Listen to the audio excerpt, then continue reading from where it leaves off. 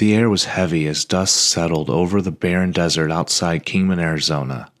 The last rays of sunlight painted the jagged cliffs of Slaughterhouse Canyon in hues of deep crimson, as if the land itself bled from some ancient wound. A young hiker, Jake, ventured cautiously into the canyon, drawn in by haunting stories he had overheard in a roadside diner earlier that day. Locals called it La Llorona of the West, a place cursed by the ghost of a grieving mother who had lost her mind in the throes of starvation centuries ago. The trail narrowed as Jake moved deeper into the canyon. The walls loomed higher, their jagged edges casting long shadows that twisted like fingers reaching out to snare him. The only sounds were the crunch of gravel under his boots and the distant whispers of the wind. Yet, something else prickled at the edge of his senses, a faint, keening wail that seemed to rise and fall like a mournful lullaby. He paused, straining to hear. It was impossible to tell if the sound was real or the product of his own overactive imagination, fueled by the legend.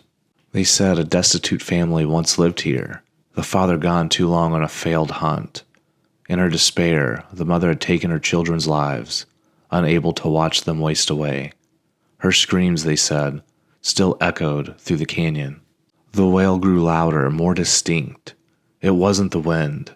Jake's pulse quickened as a chill crept up his spine, despite the desert heat.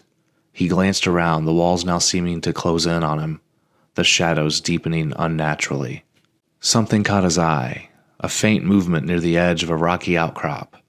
It looked like a figure, draped in tattered white, swaying as if in mourning. Jake froze, heart pounding. The figure seemed to dissolve into the rock as quickly as it appeared, leaving nothing but an eerie cry that now surrounded him, louder and more anguished than before. Panic took hold. He turned and bolted back towards the entrance of the canyon, the sound chasing him like an unseen predator. When he finally emerged into the open desert, the crying ceased abruptly, as if the canyon itself had swallowed it whole. Gasping for breath, Jake glanced back, half expecting to see the figure again, but the canyon was silent, its blood-red walls now fading into the twilight. Jake didn't stop running until he reached his car. As he sped away, he realized the eerie wail wasn't just a legend. Something lingered in Slaughterhouse Canyon, something that refused to let go of its pain.